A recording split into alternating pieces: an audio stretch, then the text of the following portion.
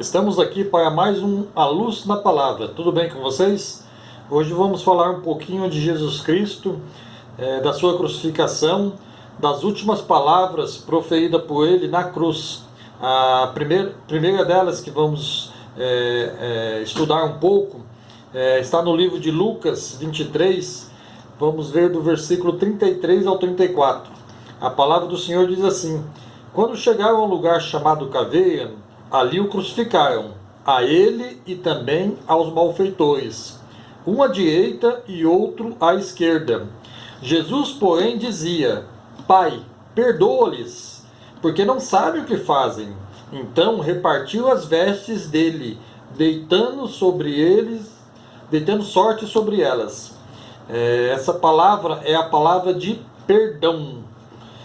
A crucificação de Cristo somente ocorreu por causa do nosso pecado, por causa do meu pecado, por causa do seu pecado. Se não fosse o nosso pecado, Jesus não teria de morrer na cruz. Ele nos lembra desse propósito ao perdoar aqueles que o crucificaram, aqueles que cravaram os pregos em seu corpo. Perdoou também aqueles que o julgaram e condenaram injustamente. Ele estava perdoando aquele povo que zombava dele, que o ridicularizava. Se formos ver com olhos humanos, isso é assombroso. Quem de nós teria uma atitude dessa? Você consegue imaginar tanta misericórdia? O fato de Jesus ter orado por eles enquanto ele estava na cruz é uma das descrições mais poderosas de todos os evangelhos. No entanto, há mais alguém incluído na oração do Filho de Deus, por quem ele estava pedindo a misericórdia. Esse alguém sou eu, esse alguém somos nós, esse alguém é você que está escutando, está vendo esse vídeo. Jesus orou e pediu misericórdia ao Pai pelos nossos pecados, pelas nossas falhas. Nós estamos aí entre o lhes de Pai, perdoa-lhes. Nenhum de nós escapa da responsabilidade que o nosso pecado teve e tem na morte de Jesus Cristo. Então a primeira palavra aqui que nós aprendemos é a palavra de perdão. Nós precisamos do perdão de nosso Pai. A segunda palavra é a palavra de salvação. Lucas 23, do versículo 39 ao 43, a palavra do Senhor diz assim: Então um dos malfeitores que estavam pendurados blasfemava dele, dizendo: Não és tu o Cristo? Salva-te a ti mesmo e a nós. Respondendo, porém, o outro repreendia-o, dizendo: Nem ao menos temes a Deus, estando na mesma condenação? E nós, na verdade, com justiça, porque recebemos o que os nossos feitos merecem, mas este nenhum mal fez. Então disse: Jesus, lembra-te de mim quando entrares em teu reino? Respondeu-lhe Jesus: Em verdade te digo, que hoje estarás comigo no paraíso. O livro de Lucas, em sua narrativa, realça a preocupação de Jesus para com os considerados ali inferiores. O evangelho começa enfatizando a posição humilde do Filho de Deus, nascido em um estábulo, com uma manjedoura como berço. Na descrição de Lucas a respeito do ministério do Salvador, vemos Jesus consistentemente preocupado com os pecadores, desprezados, impuros, os ninguém da sociedade, podemos dizer assim.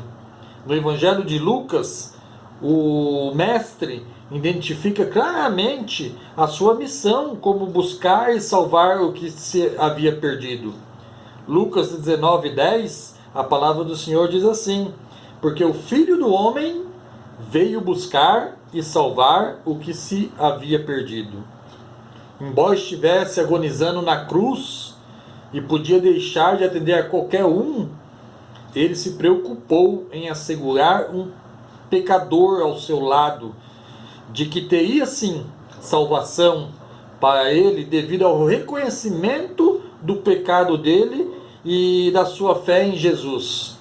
Vemos Jesus ter a última conversa com um criminoso e vilão, que repensou sobre a sua vida em resposta ao caráter e misericórdia de nosso Senhor Jesus.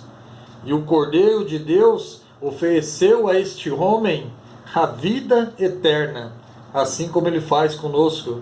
Você percebeu? Vocês perceberam como é e ainda é importante para Jesus alcançar os perdidos? Foi o que levou-o para a cruz, de modo que na sua morte ele pudesse salvar a humanidade da autodestruição, autoadoração e do pecado, e com a sua ressurreição livrar-nos da morte. A terceira palavra é a palavra de amor. João 19, do versículo 26 a 27, a palavra do Senhor diz assim: Ora, Jesus, vendo ali a sua mãe e ao lado dela o discípulo a quem ela amava, disse à sua mãe: Mulher, eis aí o teu filho. Então disse ao discípulo: Eis aí a tua mãe. E desde aquela hora o discípulo o recebeu em sua casa. A terceira vez que Jesus falou da cruz foi com a sua mãe e ao seu discípulo mais chegado, João. Talvez a compreensão mais comum dessa passagem seja de que, mesmo morrendo de dor na cruz, Jesus, preocupado com a sua mãe, demonstrou o seu amor. Enquanto Maria estava ali em pé, buscando confortar e consolar o filho, mesmo quando a vida escapava dele, o Messias, Jesus Cristo, procurou garantir que sua mãe seria cuidada depois que ele tivesse partido. As palavras de Jesus nos ensinam que nossa missão também é cuidar daqueles com quem Jesus se importa, como se fossem da nossa família. Temos que expressar o nosso maior amor para aqueles que Jesus salvou e resgatou. Jesus valorizava a família e nos mostra que temos irmãos, pais e mães na fé que temos que valorizar também. Amém? A quarta palavra é a palavra de angústia emocional. Mateus 27, versículo 46 diz assim: Cerca da hora nona, bradou Jesus em alta voz, dizendo: Eli, Eli, lama sabachthani. Isto é: Deus meu, por que me desamparastes? Jesus tinha os nossos sentimentos. Ele sentia as mesmas dores, as nossas necessidades físicas, e sabia da grande aflição que havia de passar. Angustiou-se muito, mas não temeu, nem recuou. Antes buscou conforto naquele que tem poder para todas as coisas.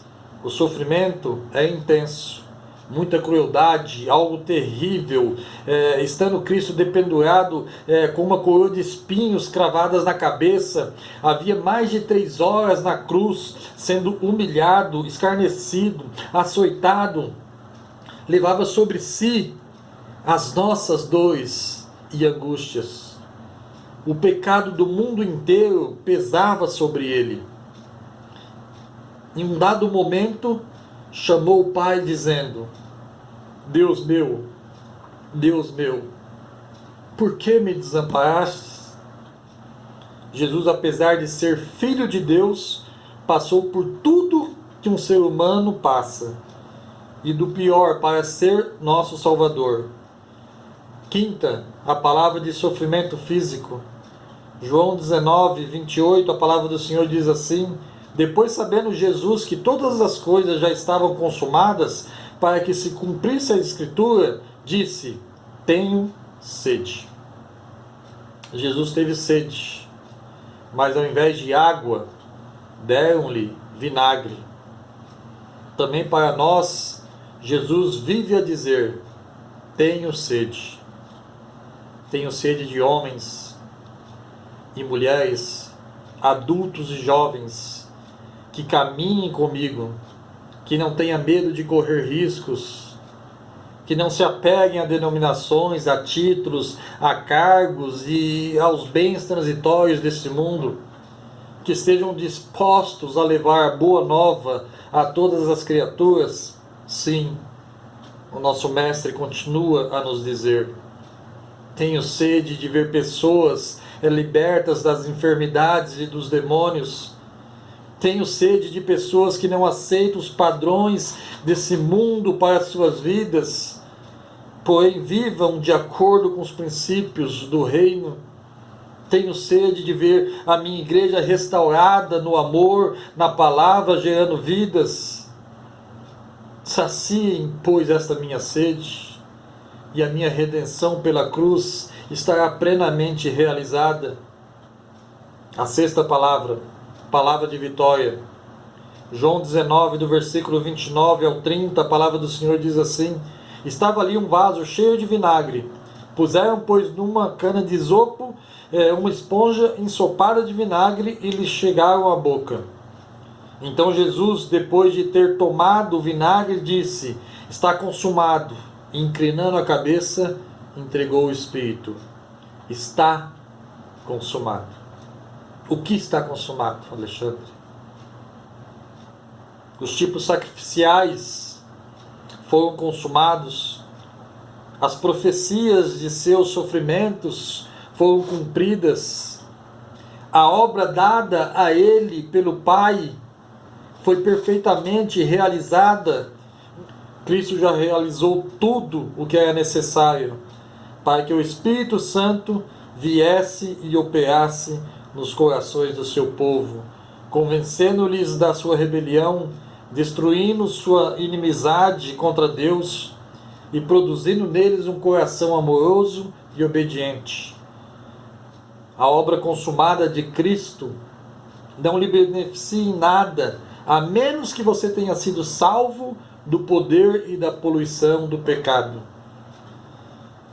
Mateus 1, 21, a palavra do Senhor diz assim: ele dará à luz a um filho a quem chamará Jesus, porque ele salvará o seu povo dos seus pecados. A obra da consumação de Cristo, a obra consumada de Cristo não lhe beneficiará em nada se você ainda ama o mundo. 1 João 2,15, a palavra do Senhor diz assim: não ameis o mundo, nem o que há no mundo. Se alguém ama o mundo, o amor do Pai não está nele. A obra consumada de Cristo não lhe beneficia em nada, a menos que você seja uma nova criatura. 2 Coríntios 5,17, a palavra do Senhor diz assim: pelo que se alguém está em Cristo, nova criatura é. As coisas velhas já se passaram, e eis que tudo se fez novo. Embora Jesus agonizou por pelo menos 6 horas ali no processo de tortura, chamado crucificação, ele nunca esqueceu do seu propósito. Ele nos lembra que essa palavra vitoriosa, de que a sua missão foi cumprida, ele aguentou até o fim. Está consumado. Palavra da vitória. Sétima palavra, e para encerrar, a palavra de fé. Lucas 23, 46, a palavra do Senhor diz assim: Jesus, clamando com grande voz, disse: Pai, nas tuas mãos entrego o meu espírito. E havendo dito isto, expirou. E eis que o véu do templo se rasgou em dois, de alto a baixo, e tremeu a terra, e fendeu-se as pedras, e abriu os sepulcros, e muitos corpos de santos que dormiam foram ressuscitados. No momento em que Cristo rendeu o seu espírito, o véu do templo se rasgou do alto a baixo. Estávamos libertos da lei, sendo justificados gratuitamente pela sua graça, pela redenção que há em Cristo Jesus. A morte física e o que espera o ser humano do outro lado da morte é uma das dúvidas que mais atormenta a alma do ser humano, não é verdade? Poder enfrentar este momento com paz e convicção é um sinal de grande fé. Quantos de nós hoje podemos dizer que estamos prontos para partir, assim como Cristo fez?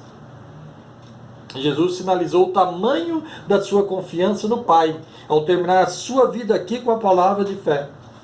Apesar da nossa angústia emocional ou sofrimento físico, podemos encontrar conforto, esperança, a convicção nas palavras de Jesus de perdão, de salvação, de amor, de vitória e de fé.